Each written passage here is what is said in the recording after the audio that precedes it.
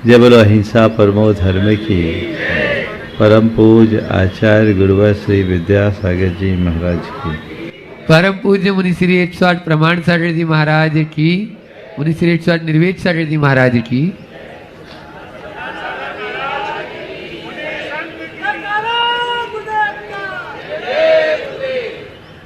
आप सब बड़े भाग्यशाली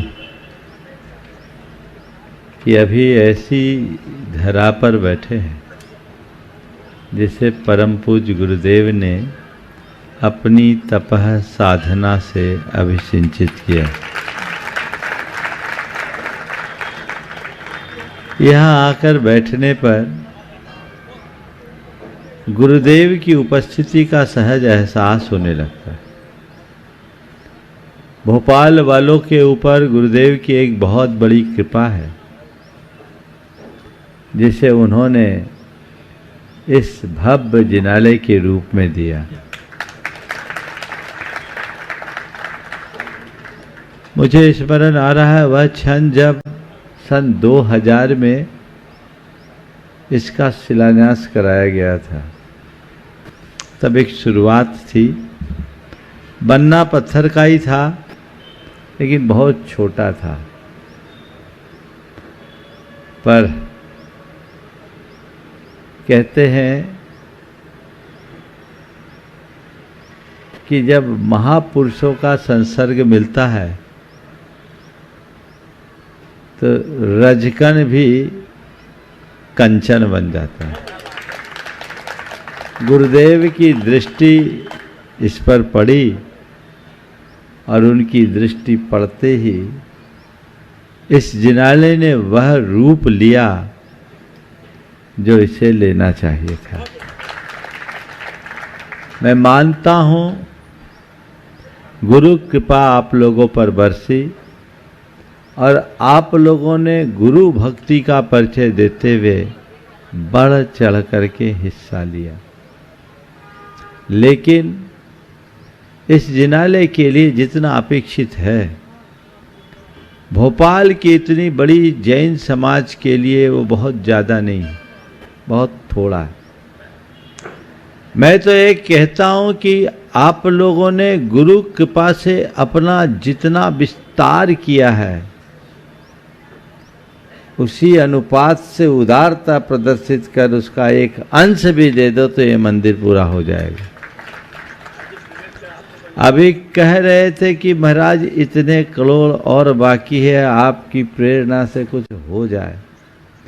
मैंने तो पिछली बार जब आया था तो पहले ही दिन एक बात कही थी, उतनी बात तुम लोग मान लो तो किसी से मांगने की जरूरत ही ना पड़े।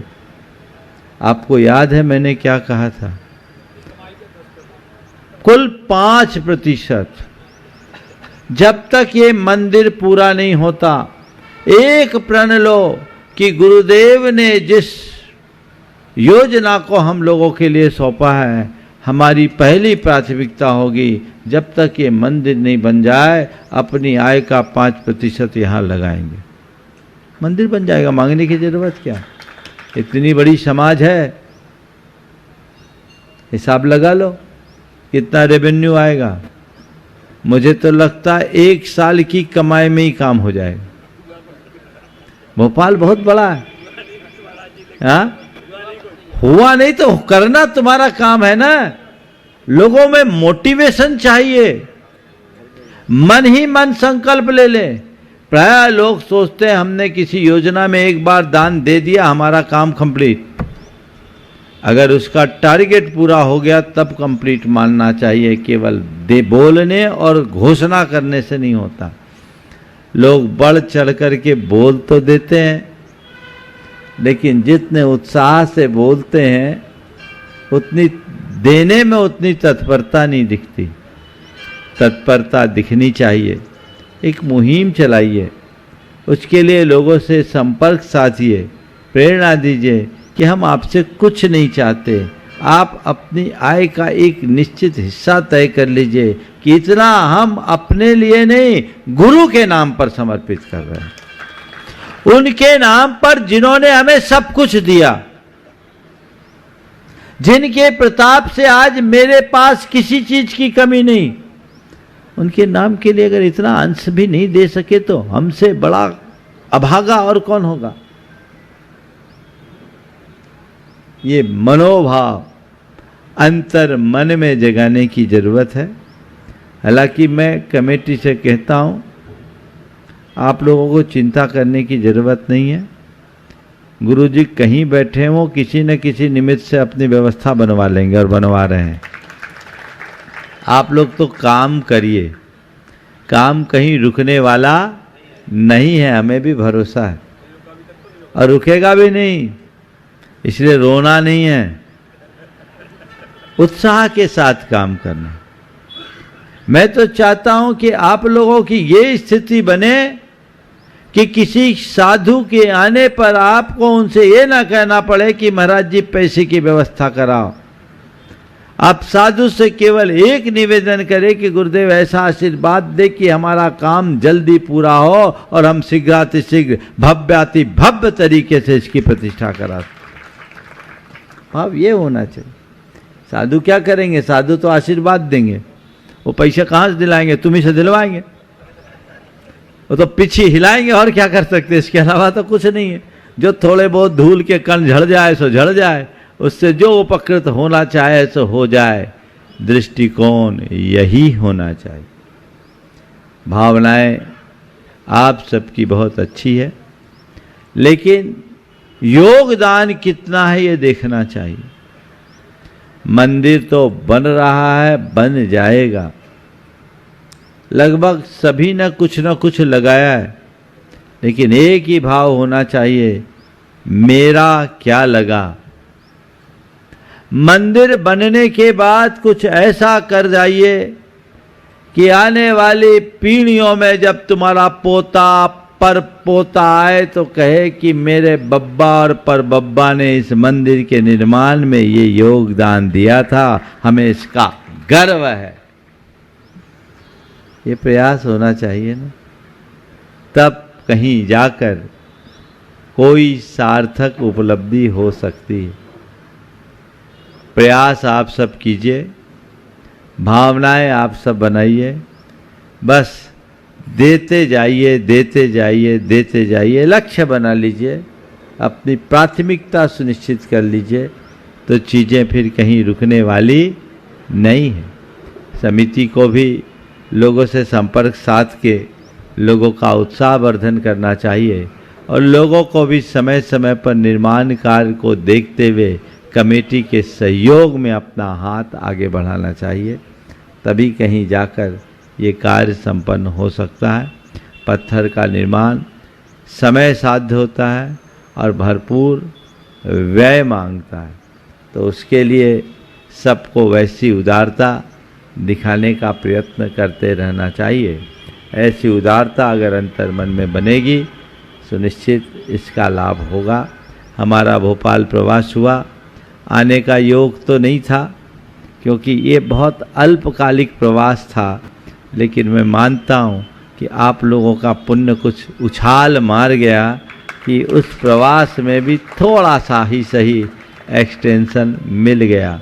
मैं तो आगे सीधे जाना चाह रहा था, लेकिन फिर सब ने कहा महाराज कम से कम हबीबगंज तो कर ही लो। इस समय कोई तुम लोग थे भी नहीं मेरे पास, अनुभव बैठा था। अनुभव ने कहा महाराज थोड़ा सा एक दिन ही सही घूम लो, एक टाइम ही सही। वो तो मिले ही थे, कल की बात कह रहा हूँ मैं। मिले नहीं ऐसी बात नहीं, सब मिले, रोज ही आ रहे, ऐसी बात नहीं। कल जब मैं मूड बना रहा था तो निमित्त बन गया। हमने कहा चलो भाई थोड़ा सा गाड़ी घुमा करके चलते हैं। अभी यहाँ आज आप लोगों को लाभ मिला है, अभी मध्याह्न में हम मंदिर का अवलोकन करेंगे। अभी 3 दिन का नाम मत लो, मंजिल दूर है, पथ दुर्गम है।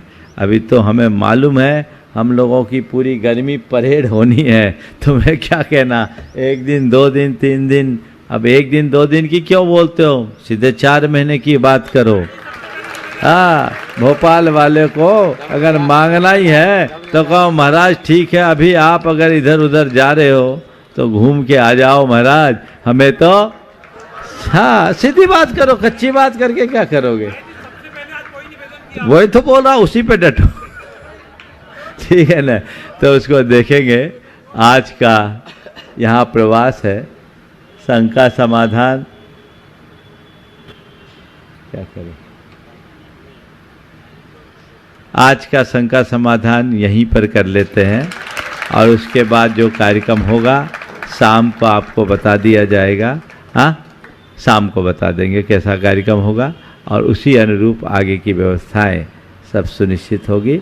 आप शाम के शंका समाधान की सभी को सूचना दे दें, हम ढंग से अवलोकन भी कर लेंगे और कुछ आवश्यक कार्य है उसे भी संपन्न करेंगे। समय है तो अब इतने में पूरा नहीं हुआ, मूड भी तो होना चाहिए। 1 घंटे का नियम है, मतलब की बात पूरी हो गई, बात खत्म। हाँ,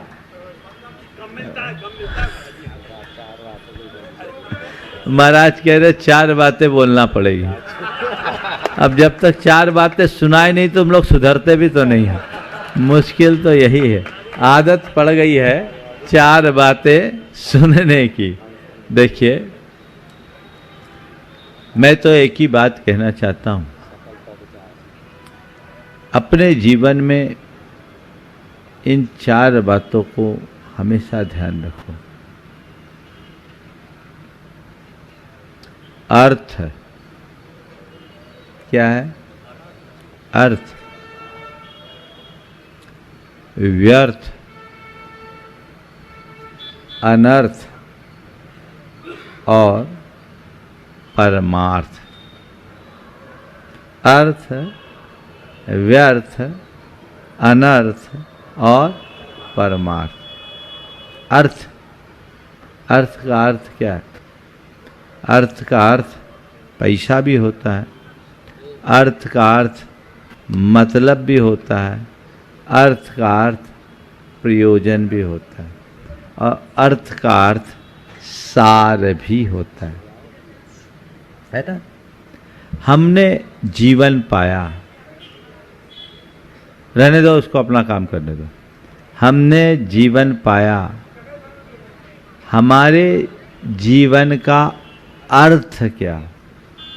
बोलो।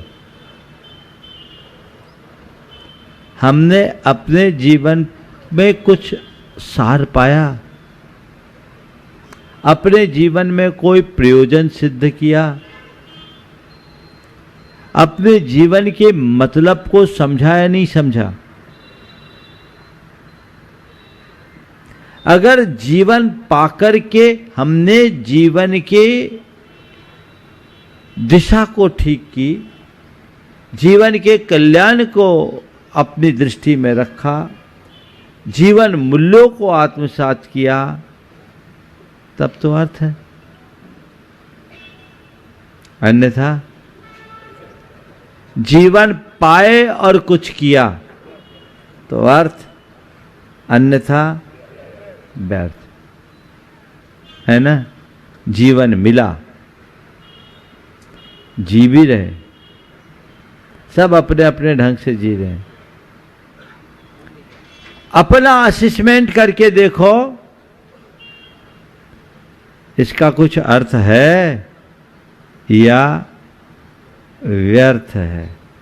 बोलो, अर्थ है या व्यर्थ है? अर्थ है तो कोई अर्थ है, अन्यथा व्यर्थ है। व्यर्थ मत गंवाओ, अपने जीवन को अर्थ दो।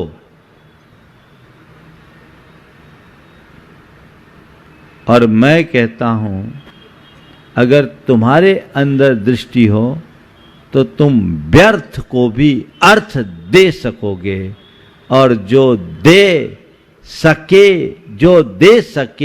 व्यर्थ को अर्थ, वही सिद्ध, वही समर्थ। हमारी सांसें पल पल व्यर्थ हो रही है, बोलो, आ रही है, जा रही है, क्या हो रही है? व्यर्थ हो रही है ना? इस व्यर्थ को अर्थ देने की कला अपनाइए। बोलो, व्यर्थ होती हुई सांसों को अर्थ कैसे मिलेगा? जब हम अपनी हर सांस को परमार्थ से जोड़ लेंगे। समझ में आ गई बात? परमार्थ से अगर हमारी सांसें जुड़ती है तो व्यर्थ होने वाली सांसें भी अर्थ पाती है, और जब व्यर्थ होने वाली सांसें अर्थ होती है, अर्थ पाती है, तो वही हमें सिद्ध और समर्थ बनाती है। समझ रहे? क्षण क्षण जीवन छीन हो रहा है, पल पल जीवन रीत रहा है। इससे पहले कि हमारा जीवन बीते रीते, हमें उसका रस निचोड़ना चाहिए। दृष्टि को परमार्थोन्मुखी बनाइए, व्यर्थ होने से बचिए, और अनर्थ को तो कभी होने ही मत दीजिए। अनर्थ यानी कुकर्म में रत होना। मनुष्य जीवन पाकर यदि हमने सत्कर्म नहीं किया तो जीवन व्यर्थ है, और दुष्कर्म में रच गए तो अनर्थ है। ये तय है, सत्कर्म करोगे तो बचोगे, और सत्कर्म से दूर रहोगे तो दुष्कर्म जरूर होगा। अपनी दृष्टि को बदलने की आवश्यकता है। मोड़िए, ये सुनिश्चित कीजिए कि मेरे जीवन की दिशा क्या है। थोड़ी देर के लिए सोचिए कि यदि अभी अचानक मेरी मृत्यु होती है तो मेरी स्थिति क्या बनेगी? बोलो, मौत तो हो सकती है, ठिकाना तो नहीं है ना? हाँ, सडनली हो रही, बिजली की तरह है, एक बार में स्विच ऑफ, लाइट गोल। कब किसकी बत्ती गुल हो जाए कोई जानता है क्या? मान लो अगर अचानक किसी की मृत्यु हो जाए, दूसरों की क्यों सोचे, अपने ही बारे में थोड़ी देर के लिए सोचे कि यदि अगले क्षण मेरे प्राण निकल जाए तो मैं किस स्थिति में मरूंगा, अपनी जिंदगी से संतुष्ट होकर या अफसोस से भरकर? बोलो, यही न, हाय मैं अपने जीवन में जो करना था वो नहीं कर सका, यही आएगा? आएगा? तो भाई ऐसा क्यों कर रहे हो? अर्थ को पहचानो और ये सोचो कि नहीं, अब मुझे जो करना वही करना है, मुझे प्राथमिकता से उसे करना है, ताकि मैं अपने इस नर भव को सार्थक बना सकूं। व्यर्थ नहीं गंवाना, अर्थ देना है, अर्थ पाना है, परमार्थ से जुड़ना है। देखिए, दूध को दूहना अर्थ है, वो एक प्रयोजन है ना? दूध को दूहना अर्थ है, और दूह करके ऐसे ही छोड़ देना व्यर्थ है, वो तो फट जाएगा, है ना? दूध का उपयोग नहीं किए, पड़ा पड़ा क्या होगा? फटेगा ना, और काम में आएगा नहीं। और दूध को ढोल देना अनर्थ, न खुद उपयोग किया न किसी काम में आया। दूध दूहना अर्थ, दूध को दूह करके ऐसे ही रख देना, उसका कोई उपयोग नहीं करना व्यर्थ। दूध का दुरुपयोग करना या ढोल देना अनर्थ, और दूध को जमा कर दही बनाकर मंथन कर नवनीत निकाल कर तपाकर घृत बना लेना ही परमार्थ है। समझ गए? जीवन दूध की तरह है, बनाना क्या है? घी। क्या बनाना है? घी बनाएंगे महाराज, अभी रखा है। तुम लोग फेंक तो नहीं रहो, ये तो सही है। ढोलने वाले तो यहां नहीं दिख रहे, लेकिन ढुलमुल लोग ज्यादा है। हाँ? फ्रिज में रखे पड़ा है, कब तक?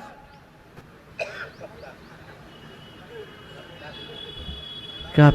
हाँ, लाइट गई तो काम खत्म। महाराज जी उपयोग कर रहे हैं, सब लोग कर रहे हैं, थोड़ा सा आपका लग जाए तो और ज्यादा उपयोग करने लगेंगे। अभी जितना चाहिए उतना नहीं कर रहे भाई साहब। हाँ, वो फ्रिज में रखे रखे रहेंगे। और हमने एक वीडियो देखा, आप सब सुनकर ताज्जुब करेंगे। फ्रिज में लॉक तो रहता नहीं, एक के फ्रिज में दूध रखा था, बिल्ली फ्रिज का दरवाजा खोल करके पी गई। ये भी विचित्रता है, बड़ा अटपटा लगा। मैंने सोचा ये क्या है भाई, कोई एनिमेशन का कमाल तो नहीं है। लेकिन प्राणी आजकल बहुत तेज हो गए, है ना? हाँ, होता है ना। और कई तरह की बिल्लियां हैं, उसमें कुछ डिपार्टमेंट भी जुड़े। धरा रह जाएगा, कब एंट्री हो जाए, है ना? और कोई हो या ना हो, काल बिलैया तुम्हारा सारा दूध पी जाएगी, तुम्हारे हाथ कुछ नहीं आएगा। समझो, समय रहते चेतो और जागो, जिससे जीवन का उद्धार किया जा सके। उस दिशा में जब हम आगे बढ़ते हैं तो हमारे जीवन का पथ प्रशस्त होता है, हम अपने जीवन को आगे बढ़ाने में समर्थ हो सकते हैं, अन्यथा व्यर्थ होगा। तो एक लक्ष्य बनाइए, मुझे आगे बढ़ना है। आप लोगों को बताऊं, अपने कल्याण की जब बात करते हो आप लोग, तो क्या सोचते हो? थोड़ा सा दान कर दिए या भगवान की पूजा कर लिए, इतने में मेरा कल्याण हो गया। इतनी जल्दी कल्याण नहीं होगा। इतने से कल्याण होता तो सारे सेठों का अभी तक कल्याण हो गया होता।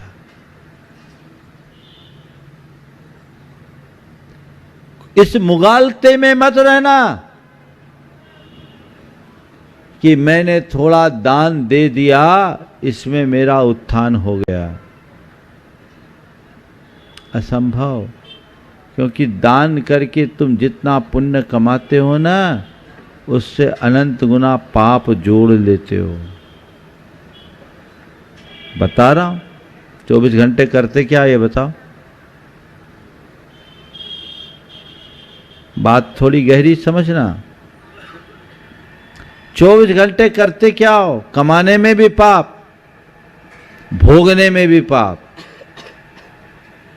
और जितना कमाते हो उसमें से कितना देते हो? एक बार एक आदमी सपने में मरा। सपने में मरा तो उसका देखा पुण्य पाप का हिसाब बराबर। उसको बोला गया कि भैया, तुमने जीवन में जो अच्छा बुरा कर्म किया सच सच बताओ।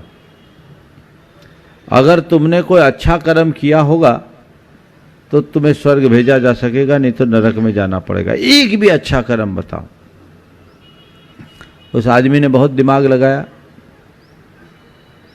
और याद करके कहा कि मैंने एक बार चवन्नी दान में दी थी। एक बार चवन्नी का दान किया था। बोला बहुत अच्छी बात है, चवन्नी का दान किया था। लाए कहां से थे? बोले एक की अठन्नी चुराई थी। एक की अठन्नी चुराई थी। बोला अठन्नी चुरा कर चवन्नी का दान करो, जाओ नरक में, तुम्हें और कोई ठिकाना नहीं है। ईमानदारी से विचार करने की बात यह है कि आप दान देकर अपने आप को कृतार्थ मानते हो और दानी कृतार्थ होता है, इसमें कोई संशय नहीं। पर देखो तो सही कितना दान दे रहे हो, अनुपात क्या है? बोलो। और पाप कितना कर रहे हो? समझ लो दान से ऊंचा त्याग है। जीवन का कल्याण व्रतों से होगा। भविष्य सारम किल व्रत धारणम च। यदि मनुष्य जीवन पाकर के तुम अव्रती बने रहे, तुम्हारा जीवन व्यर्थ है। मुगालते में मत रहना। ये जो तुमने आज पाया है ना, अनंतों बार पा चुके हो। चक्रवर्तियों जैसा वैभव भी इस जीव ने अनंतों बार पा करके खोया है। बिना व्रती बने जीवन का कल्याण नहीं है। ये बात गांठ में बांधो। अभी तो केवल ऊपर ऊपर में संतुष्ट हो, नहीं, इससे कुछ होने वाला नहीं है। इससे तो तुम्हारे पाप का ब्याज भी नहीं चुकेगा। समझ गए? दान से पाप का ब्याज चुकता है और त्याग से मूल। क्या करना है? मूल चुकाना है, केवल ब्याज। हाँ, अगर इस चक्र से मुक्त होना है तो मूल सहित चुकाओ। वो त्याग में संभव है। दान अंश का तो करते हो आप, सर्वस्व का होता है। त्याग सर्वस्व का होता है। इसलिए अंश में संस्कार जगाओ और सर्वस्व का भाव बनाओ। चामुंड राय ने पहले दान किया और अंत में बोलो क्या किया? त्याग किए। महामुनि बनकर संलेखना पूर्वक शरीर छोड़ा। ये आदर्श है। गारहस्थ जिम्मेदारी जब तक है तब तक दान से अपना जीवन चलाओ और पूरी जिम्मेदारियां पूर्ण कर लेने के उपरांत त्याग की ओर उन्मुख होते हुए अपना कल्याण करो। लक्ष्य वो बनाओ। जल्दी जल्दी दान करो, जल्दी हो जाएगा तुम्हारा। और एक दो चार त्याग कर दे, अपना सर्वस्व लगा दे तो काम हो जाए। अभी हम कॉलोनियों में घूम के आ रहे, लोग बोलते हैं महाराज 5-5 हजार फुट के मकान है और रहने वाले केवल 2 बूढ़े दंपति।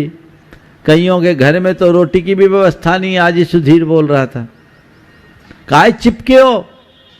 पर देखो मोहियों को, उनके बेटे कभी पूछने वाले भी नहीं, दूर देश में रह रहे हैं, मरने के बाद संपत्ति बेचने के लिए आएंगे, लेकिन वे मोह में ऐसे पले कि उन्हीं को देंगे, अपने साथ ले जाने की बात नहीं सोचेंगे। उन्हीं को देने वाले, अपने साथ ले जाने की भावना नहीं। लगा दो, अमर बन जाओगे। कर दो समर्पित और खुद लग जाओ। केवल लगाओ मत, लगाकर लग जाने का लक्ष्य रखो। आज भी आप लोगों से मैं बोलता हूं, ऐसे बहुत सारे सीनियर सिटीजन हैं जिनके बच्चे वेल सेटल्ड हैं और जो खुद भी शरीर से स्वस्थ हैं, किसी प्रकार की परेशानी नहीं। वे यदि त्याग संयम के मार्ग में लग जाएं और अपनी संपत्ति का ऐसे कार्यों में विनियोजन कर दे तो हबीबगंज का 1 नहीं 10 मंदिर बन सकता है। लो, बन सकता है कि नहीं? पर तुम्हारा मोह छूटे तब तो। अभी तो तुम्हारी दुनिया ही अलग है। बोलो, अब किसके लिए पल्लेदारी कर रहे हो? जरूरत क्या है? वही लगे रहो। साहब क्या बनोगे? गुरुदेव ने एक बहुत हाइकू लिखा, कुंडली मार, कंकर पत्थर पे क्या मान बैठे। और बताओ कुंडली कौन मारता है? बोलो, कुंडली किसकी होती है? वही बनोगे और क्या होगा। महाराज ऐसा श्राप तो मत दो, मैं श्राप नहीं देता, पर जो धन में ज़्यादा आसक्त होता है वो तिर्यंच गति का पात्र बनता है, ऐसा भगवान ने कहा है। मोही मत बनो। खूब दान पुण्य कर रहे हो, धर्म भी कर रहे हो, सम्यक दर्शन है नहीं और आसक्ति प्रगाढ़ है, तो मर करके तिर्यंच बनोगे। ये दान पुण्य का पुण्य तुम्हें वहां फलेगा, तिर्यंच बनोगे कुत्ता। किसके घर का? किसी सेठिया के घर का, जहां तुम्हारी कुत्ते के रूप में सेवा होगी, मैम के साथ सोने का मौका मिलेगा। ये हो रहा है ना आज। हाँ हाँ, बच्चों को बाजू में सोने का मौका नहीं, पर कुत्ता छाती से चिपक के सो रहा है ना। थोड़ा घूमोगे तो दो चार ऐसे भाग्यशाली कुत्ते मिल जाएंगे। हाँ, घर घर में ही है। ये बोल रहे ज्यादा, हम बोले घर घर में मिल जाएंगे भाई, अब तो वही है। अब आदमी मिलते कहाँ हैं? एक के घर के दरवाजे पे लिखा था, सावधान अंदर कुत्ते हैं। अंदर कुत्ते हैं, आदमी नहीं है।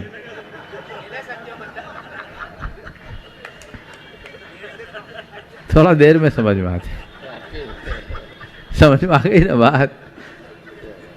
दृष्टिकोण बदलना चाहिए। ये बात थोड़ी कड़ी लगती है, लेकिन गहरी है, समझना चाहिए। संसार के आवागमन के चक्र से कैसे बचोगे? अगर ऐसे ही भाव भ्रमण तुम्हारे इष्ट है तो तुम करते रहो, लेकिन सच्चे अर्थों में अपनी आत्मा का कल्याण चाहते हो तो लगो। एक धारणा बन गई गलत, हम तो अब गृहस्थ, हम क्या कर सकते हैं। अरे 24 तीर्थंकरों में 19 भगवान गृहस्थ बन करके मोक्ष मार्ग में निकले, 5 भी धोखे से बाल ब्रह्मचारी बने। हम सब बाल ब्रह्मचारी धोखे वाले हैं, भले गुरु परंपरा ऐसी बनी, असली परंपरा तो तुम्हारी है। और हम नहीं चाहते बाल ब्रह्मचारी की परंपरा बने, नहीं तो हमारी संतति यहीं रुकेगी तो संस्कृति रुक जाएगी, प्रोडक्शन ही नहीं तो मार्ग आगे कैसे चलेगा। तो तुम सब गृहस्थ हो, गृहस्थी में जियो, पर गृहस्थी में ग्रसित मत रहो। गृहस्थी के बाद आगे की बात सोचो, जिससे जीवन का पथ प्रशस्त हो सके, मार्ग अनुकूल बन सके। ऐसा प्रयत्न और प्रयास सभी को करना चाहिए। तो अर्थ, व्यर्थ, अनर्थ और परमार्थ, हमारी दृष्टि अर्थ से परमार्थ की ओर, बल्कि परमार्थ की तरफ दृष्टि केंद्रित हो जाए तो अर्थ होगा, अनर्थ कभी नहीं होगा और फिर व्यर्थ भी नहीं जाएगा।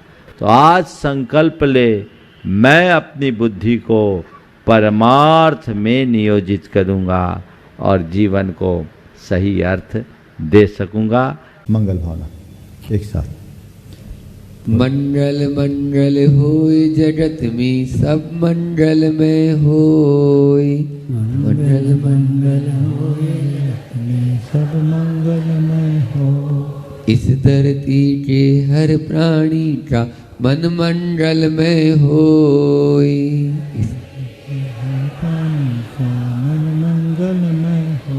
कहीं क्लेश कालेश रहे ना दुख कहीं भी होय।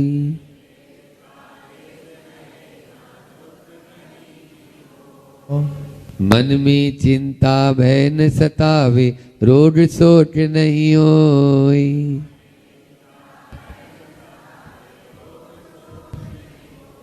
नहीं वैर अभिमान हो मन में, क्षोभ कभी नहीं होय।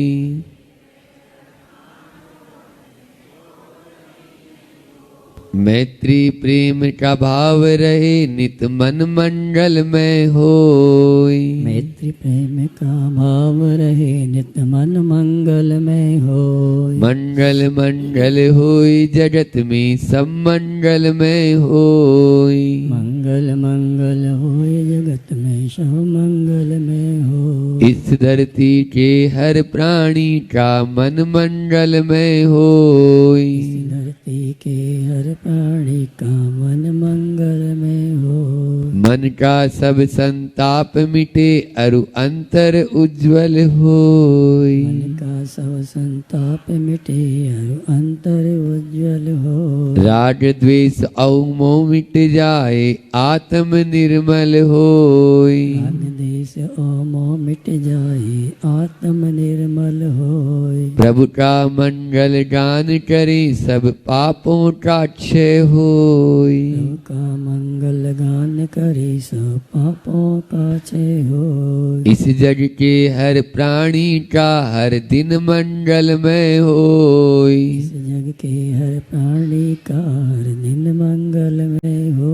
मंगल मंगल होय जगत में सब मंगलमय होय। मंगल मंगल होय जगत में सब मंगलमय हो। इस धरती के हर प्राणी का मन मंगलमय होय। इस धरती के हर प्राणी का मन मंगलमय होय। गुरु हो मंगल प्रभु हो मंगल धर्म सुमंगल होय। गुरु मंगल धर्म सुमंगल हो। मात पिता का जीवन मंगल परिजन मंगल होय। माता पिता का जीवन मंगल परिजन मंगल हो।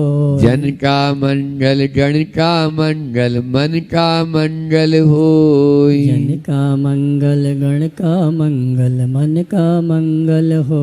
राजा प्रजा सभी का मंगल धरा धर्म में होय। राजा प्रजा सभी का मंगल धरा धर्म में हो। मंगल मंगल होय जगत में सब मंगलमय होय। मंगल मंगल होय जगत में सब मंगलमय हो। इस धरती के हर प्राणी का मन मंगलमय होय। इस धरती के हर प्राणी का मन मंगलमय होय। मंगलमय हो प्रात हमारा रात सुमंगल होय।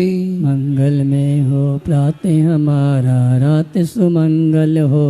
जीवन के हर पल हर क्षण की बात सुमंगल होय। जीवन के हर पल हर क्षण की बात सुमंगल होय। घर घर में मंगल छा जावे जन जन मंगल होय। घर घर में मंगल छा जावे जन जन मंगल होय। इस धरती का कण कण पावन औ मंगलमय होय। इस धरती का कण कण पावन और मंगलमय होय। मंगल मंगल होय जगत में सब मंगलमय होय। मंगल मंगल होय जगत में सब मंगलमय होय। इस धरती के हर प्राणी का मन मंगलमय होय। इस धरती के हर प्राणी का मन मंगलमय हो। सब जग में मंगल बड़े सब जग में मंगल बड़े टले अमंगल भाव टले अमंगल भाव है प्रमाण की भावना हे प्रमाण की भावना सब में हो सद्भाव। सब में हो सद्भाव। बोले परम पूज्य मुनि श्री 108 प्रमाण सागर जी महाराज की।